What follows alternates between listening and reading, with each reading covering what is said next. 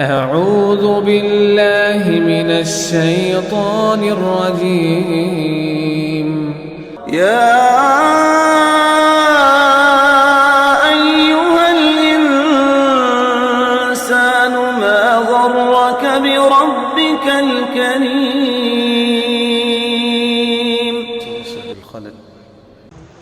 أعوذ بالله من الشيطان الرجيم. بسم الله الرحمن الرحيم. وعد الله الذين آمنوا منكم وعملوا الصالحات ليستخلفنهم في الأرض كما استخلف الذين من قبلهم وليمكنن لهم دينهم الذي ارتضى لهم وليبدلنهم من بعد خوفهم أمنا يعبدونني لا يشركون بي شيئا ومن كفر بعد ذلك فأولئك هم الفاسقون.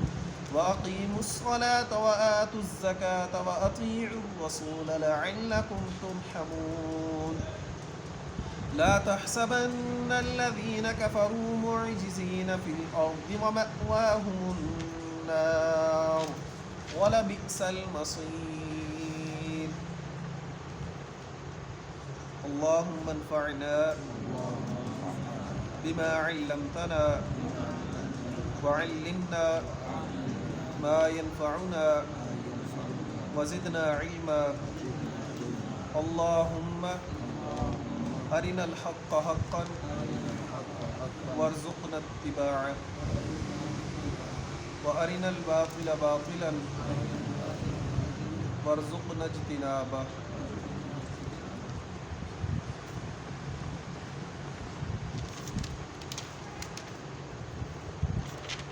وعد اللہ، وعدہ کیا اللہ تبارک و تعالی نے الذین ان لوگوں سے آمنو جو ایمان لائے منکم تم میں سے وعملوا الصالحات اور صالح اعمال کیے لیستخلفنہم البتہ ضرور انہیں خلافت عطا کریں گے فی الارض زمین میں کما جیسا کہ استخلف الذین بنایا خلیفہ ان لوگوں کو من قبلہم جو ان سے پہلے تھے وَلَيُمَكِّنَنَّ لَهُمْ اور البتہ ضرور جگہ دیں گے ان کو دینہم ان کے دین پر، ان کو ضرور محکم اور پائیدار دین دیں گے الذی وہ ارتضی لہم جس سے وہ راضی ہو جائیں، یعنی ان کو اللہ تبارک و تعالیٰ دین کے اوپر بالکل راضی کر دیں گے، پورا دین محکم اور پائیدار عطا کریں گے. وَلَيُبَدِّلَنَّهُمْ اور البتہ ضرور ان کی حالت کو بدل دیں گے مِن بَعْدِ خَوْفِهِمْ ان کے خوف کے بعد امن والی. یعبدوننی یعبدون وہ عبادت کرتے ہیں نی میری لا یشرکون نہیں وہ شریک بناتے، نہیں وہ شریک بنائیں گے بھی میرے ساتھ شیئا کچھ بھی. ومن کفر اور جس نے کفر کیا بعد ذالک اس کے بعد فاولئک پس یہی وہ لوگ ہیں ہم الفاسقون جو فاسق ہیں. واقیموا الصلاۃ اور نماز قائم کرو، وآتوا الزکاۃ اور زکوٰۃ ادا کرو، واطیعوا الرسول اور رسول کی اطاعت کرو، لعلکم ترحمون تاکہ تم پر رحم کیا جائے. لا تحسبن الذین کفروا لا تحسبن ہرگز نہ گمان کریں الذین کفروا وہ لوگ جنہوں نے کفر کیا معجزین فی الارض وہ عاجز کر دینے والے ہیں زمین میں. ومأواہم النار اور ان کا ٹھکانہ آگ ہے، ولبئس المصیر اور بہت بری لوٹنے کی جگہ ہے. وعد اللہ الذین آمنوا منکم وعملوا الصالحات اللہ تبارک و تعالی نے تم میں سے جو بھی ایمان لائیں اور نیک اعمال کریں ان کے ساتھ وعدہ کیا. اب یہاں آپ غور کریں کہ اللہ تبارک و تعالی نے قرآن مجید کا جب نزول فرمایا تو نبی علیہ السلام پر نازل ہوا، اور نبی علیہ السلام کے پاس جو لوگ تھے وہ تمام کے تمام کون تھے؟ صحابہ کرام. اللہ تبارک و تعالیٰ نے وہاں بھی شرط لگائی تھی کہ تمہارے سب کے ساتھ اللہ نے وعدہ نہیں کیا۔ اللہ کے اس وعدے کی جو بنیادی شرط کیا ہے؟ الذین آمنوا منکم وعملوا الصالحات، تم میں سے جو ایمان لائیں گے اور صالح اعمال کریں گے، یہ اللہ کا وعدہ ان کو پہنچے گا۔ جو کوئی بھی تمہارے اندر سے ایمان لائے گا اور نیک اعمال کرے گا تو کیا ہوگا؟ لَيَسْتَخْلِفَنَّهُمْ فِي الْأَرْضِ، تو ہم ضرور زمین کے اندر ان کو جانشین بنائیں گے، خلافت عطا کریں گے، كَمَا اسْتَخْلَفَ الَّذِينَ مِن قَبْلِهِمْ، جیسا کہ تم سے پہلے لوگوں کے اندر بھی ہم نے یہ فضیلت جو ہے وہ عطا کی۔ آپ دیکھیں کہ اللہ تبارک و تعالیٰ نے سابقہ انبیاء کرام کا جہاں بھی ذکر کیا تو کیا ہوتا؟ نبی کو جب قوم جو وہ جھٹلا دیتی تو اللہ تبارک و تعالیٰ کن کو باقی رکھتے؟ صرف نبی کے ماننے والے۔ جو نبی کے ماننے والے نہ ہوتے وہ سارے کے سارے نیست و نابود ہو جاتے۔ کسی کو بھی اللہ تبارک و تعالیٰ وہاں باقی رہنے نہ دیتے سوائے اس نبی کو ماننے والے کے، صرف وہی باقی بچتے اور ان کی خلافت رہتی۔ یہاں اب کیا یہ وعدہ جو ہے صرف صحابہ کرام کے ساتھ تھا؟ پہلا سوال کہ جو اللہ تبارک و تعالیٰ نے کہا آمنوا منکم وعملوا الصالحات، تم میں سے جو ایمان لائے اور نیک اعمال کریں ان کو ہم زمین کے اندر خلافت عطا کریں گے، تو کیا یہ وعدہ صرف اور صرف صحابہ کے ساتھ تھا؟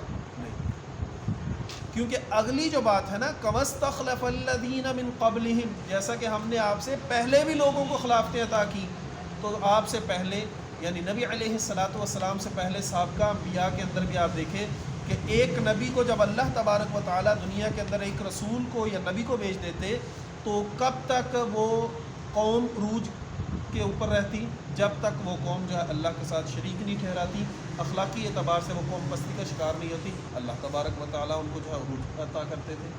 جب وہ قوم اپنے عروج سے پستی کی طرف سفر شروع کرتی، پستی کے اندر چلی جاتی، تو اللہ تبارک و تعالیٰ دوبارہ نبی کو بھیج دیتے، اور دوبارہ نبی کو بھیجنے کے بعد کیا ہوتا؟ جو نبی کو نہیں مانتے وہ دوبارہ جو ہے صفحہ ہستی سے مٹ جاتے، اور جو ان کے اندر اچھے لوگ تھے وہ دوبارہ اقتدار کے اندر آ جاتے، کہ ہمیشہ سے اقتدار اللہ تبارک و تعالیٰ نے ایمان والوں کو اور عمل صالح کرنے والوں کو بھی عطا کیا۔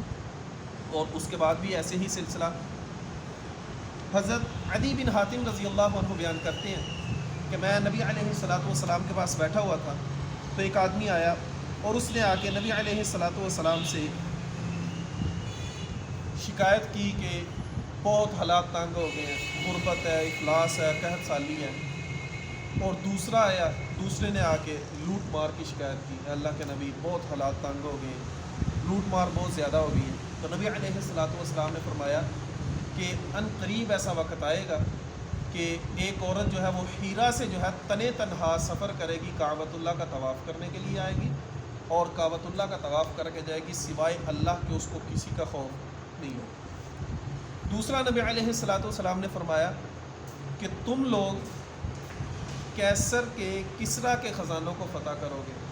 تو عدی بن حاتم نے کیا کسریٰ بن ہرمز کے خزانے؟ تو نبی علیہ الصلاۃ والسلام نے فرمایا ہاں۔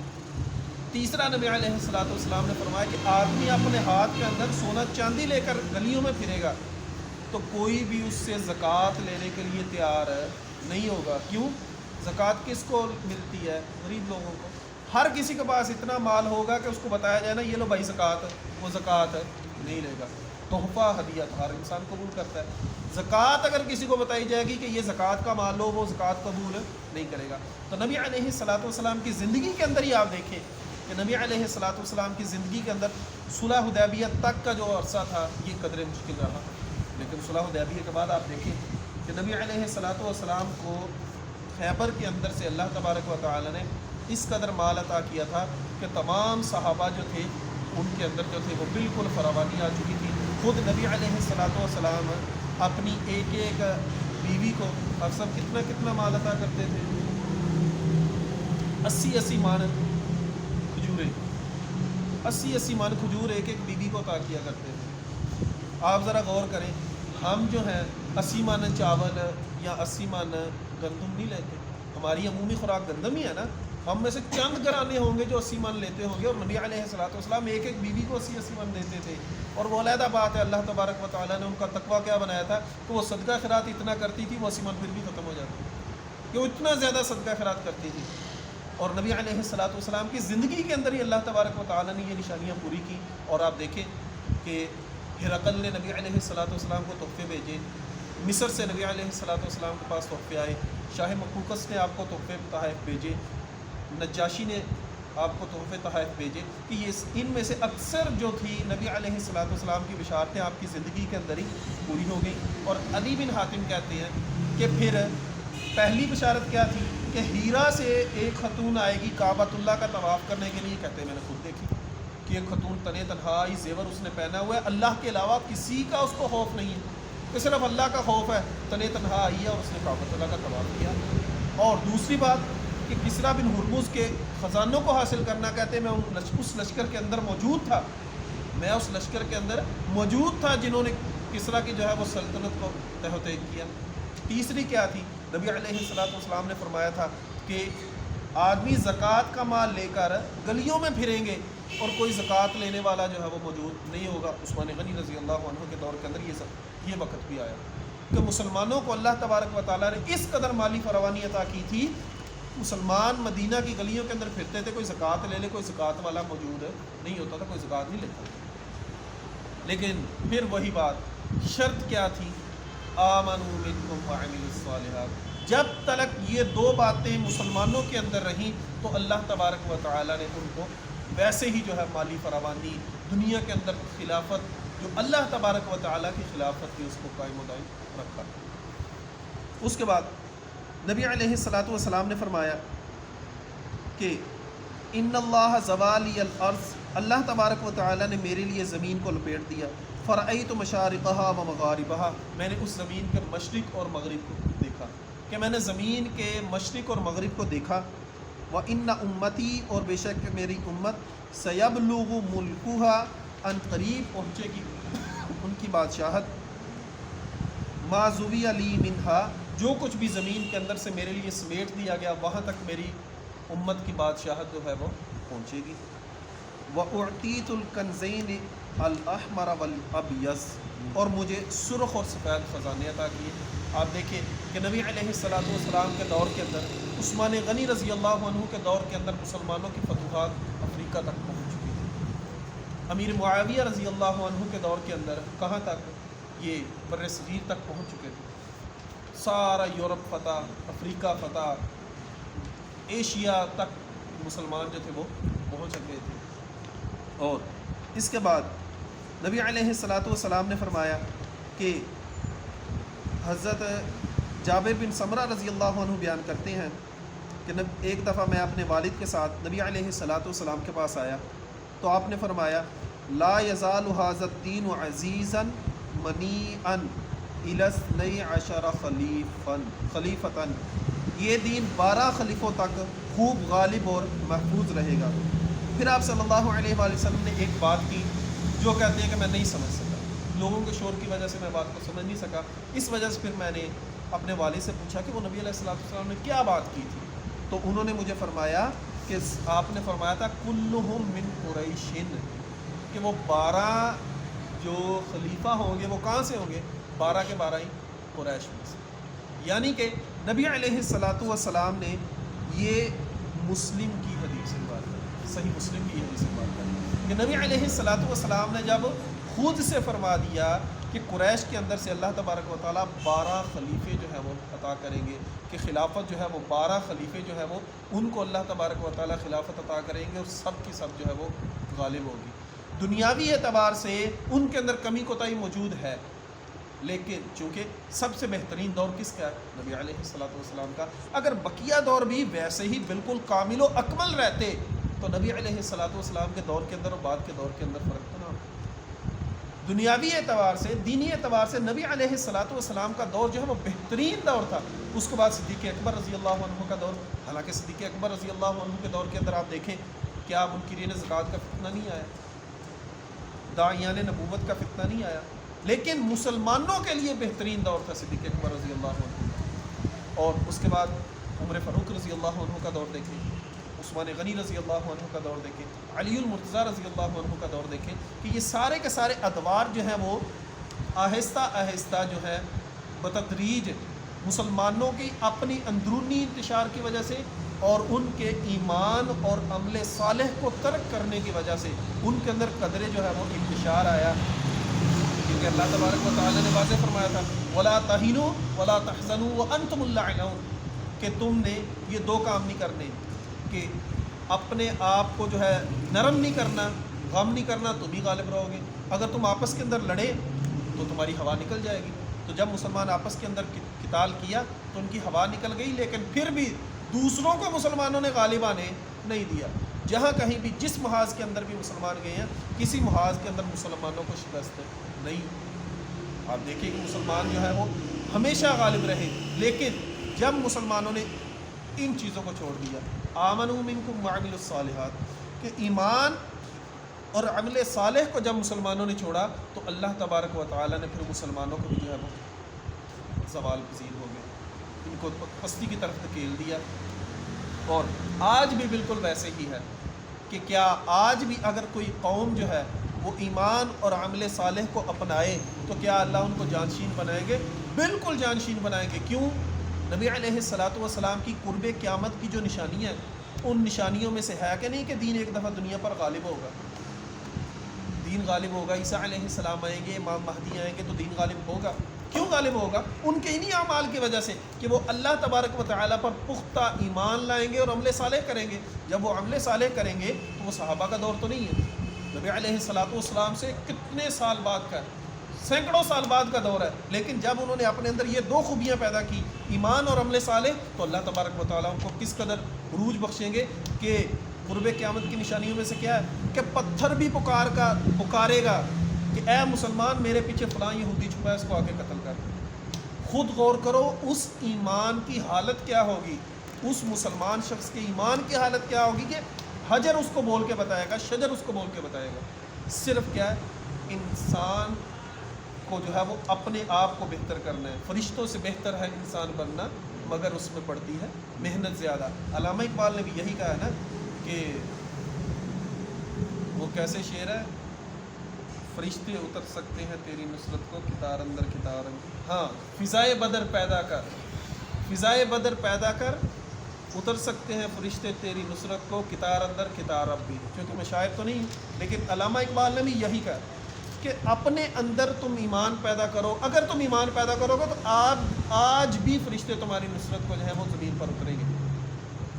پہلی بات، ایمان لانے کے بعد کیا کریں گے؟ اللہ تبارک و تعالیٰ دنیا کے اندر تمہیں جانشین بنا دیں گے، پوری دنیا کے اندر خلافت تمہاری ہوگی، سکہ تمہارا چلے گا۔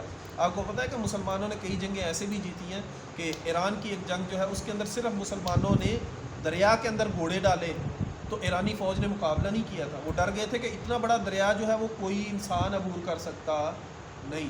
اور مسلمانوں کو کیا نقصان ہوا؟ صرف ایک صحابی کا پیالہ گرا، وہ بھی دوسرے نے اٹھا کے اس کو پکڑا دیا۔ انہوں نے کہا جی یہ جو فوج دریا اس صورت میں عبور کر رہی ہے نا، تو یہ کوئی انسان نہیں ہے، جب یہ انسان ہی نہیں ہے تو ہمارا ان کا مقابلہ بھی نہیں ہے۔ بھاگ گئے تھے مقابلے سے، صرف اپنے اندر اللہ تبارک و تعالیٰ کا ڈر پیدا کیا۔ دوسری بات، وَلَيُمَكِّنَنَّ لَهُمْ دِينَهُمُ الَّذِي ارْتَضَىٰ لَهُمْ، اور ان کے لیے ضرور ان کا وہ دین محکم اور پائیدار کر دے گا جو اس نے ان کے لیے چنا ہے، کہ اللہ تبارک و تعالیٰ دین کے احکامات ان کے لیے بالکل نافذ کر دیں گے، بالکل جاری و ساری کر دیں گے۔ اللہ تبارک و تعالیٰ کی تمام حدود جو ہیں اس دنیا کے اوپر جو ہے وہ نافذ العمل ہوں گی۔ اور آپ دیکھیے وہ نافذ العمل رہی ہے کہ ایک خلیفہ وقت عمر رضی اللہ عنہ جیسا وہ بھی کھڑا ہوتا، خطبہ دے رہے ہوتے، لوگوں کے اندر فیصلہ فرماتے، تو کوئی بھی انسان اندر سے ان کو ٹوک سکتا تھا، ہر آدمی ان کو ٹوک سکتا تھا کہ خلیفہ کا بھی محاسبہ اگر قوم کے اندر سے کیا جائے تو اس سے بڑا کوئی عدل مل سکتا ہے اس کائنات کے اندر، کہ جس کو نبی علیہ الصلاۃ والسلام فرما دے کہ میرے بعد اگر کوئی نبی ہوتا تو کون ہوتے؟ عمر فاروق رضی اللہ عنہ۔ اور عمر فاروق رضی اللہ عنہ کا ہی کیسا نظام عدل ہے کہ عمر فاروق رضی اللہ عنہ کھڑے ہیں، اور اگر کوئی فیصلہ قرآن یا حدیث کے خلاف کرتے ہیں تو کبھی کوئی عورت اٹھ کے ان کو ٹوک دیتی ہے، کبھی انہی کا بیٹا اٹھ کے جو ہے ان کو کہہ دیتا ہے کہ نہیں، جب نبی علیہ الصلاۃ والسلام نے حج تمتع کا جو ہے وہ اختیار دیا ہے تو آپ کون ہوتے ہیں حج مفرد کی جو ہے وہ شرط لگانے والے کہ ہر آدمی حج مفرد ہی کرے؟ اس سے بڑی بھی کوئی دین کی شرط ہے کہ اللہ تبارک و تعالیٰ دین کو جو ہے وہ نافذ کریں گے۔ وَلَا يُبَدِّلَنَّهُم مِّن بَعْدِ خَوْفِهِمْ أَمْنًا، اور اللہ تبارک و تعالیٰ جو ہے وہ ضرور تمہاری اس خوف کی حالت کو تبدیل کر دیں گے۔ ابی بن کعب رضی اللہ عنہ بیان کرتے ہیں کہ جب رسول اللہ صلی اللہ علیہ وآلہ وسلم اور آپ کے ساتھی مدینہ منورہ کے اندر ہجرت کر کے آئے نا، تو ہوا کیا، کفار مکہ جو تھے وہ مسلمانوں کو مکہ کے اندر عزت سے رہنے نہیں دیتے تھے، خواہ کوئی غلام ہو خواہ کوئی امیر ہو، مار کٹاپا، ہر وقت لڑائی جھگڑا مار کٹاپا رہتا۔ تو جب مسلمان جو ہے وہ ہجرت مدینہ کر کے مدینہ منورہ کے اندر آ گئے، مسلمان وہاں قدر اطمینان سے رہنا شروع کر دیا، تو صرف کفار مکہ ہی نہیں، سارے عرب کے لوگ جو تھے، حتیٰ کہ یہود بھی جو تھے، شروع کے اندر تو یہود نے چپ اختیار کی، لیکن بعد میں انہوں نے دیکھا کہ یہ تو معاملہ خراب ہو گیا، سارے کے سارے جو تھے وہ انصار کے خلاف، مہاجرین کے خلاف ہو گئے۔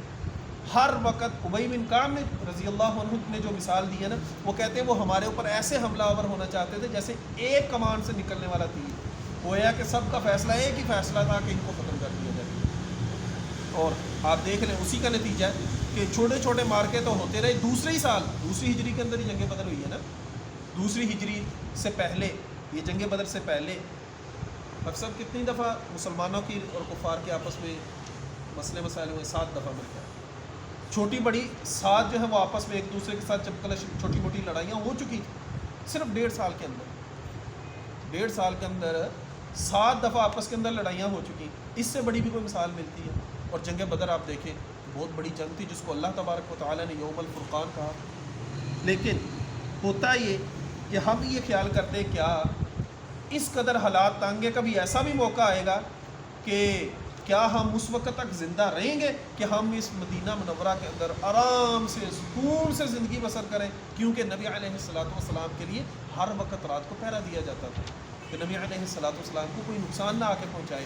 صحابہ کرام رضوان اللہ تعالیٰ علیہم اجمعین صحابہ جو تھے وہ نبی علیہ السلام کے لیے رات جو ہے وہ بسر کیا کرتے تھے، زندہ جاگتے رہتے نبی علیہ السلام کے لیے، اور اس کی اللہ تبارک و تعالیٰ نے یہاں کہا وَلَا يُبَدِّلَنَّهُمْ، ان قریب اللہ تبارک و تعالیٰ جو ہے وہ تبدیل کر دے گے تمہارے اس خوف کو امن کے اندر۔ تو آپ دیکھیں کہ وہی کفار مکہ جنہوں نے بدر کے اندر بھی لشکر کشی کی، احد کے اندر بھی کی، جنگ احزاب کے اندر بھی کی، لیکن خندق کے بعد نبی علیہ السلام نے کیا فرما دیا تھا؟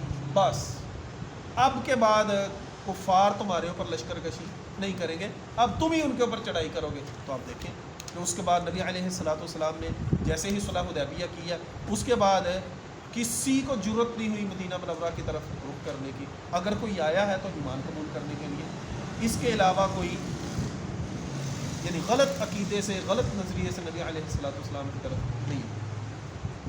یعبدوننی لا یشرکون بی شیئا، یہ وہی بات آمنوا منکم وعملوا الصالحات، اللہ تبارک و تعالیٰ نے 2 صفات بیان کی۔ اگلی صفات کیا؟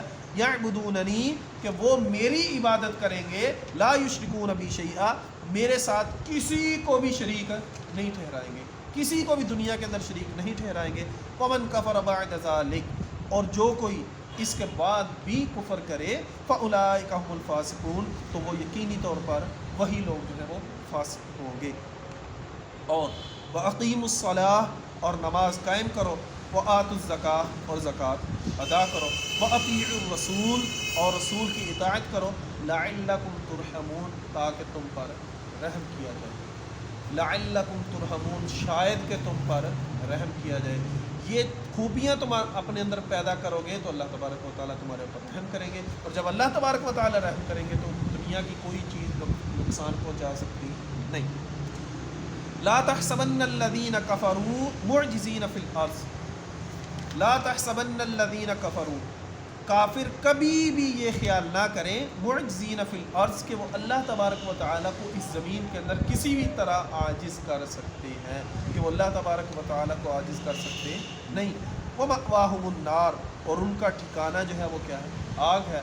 وَلَبِئْسَ الْمَصِيرُ، اور وہ بہت بری لوٹنے کی جگہ ہے۔ وآخر دعوانا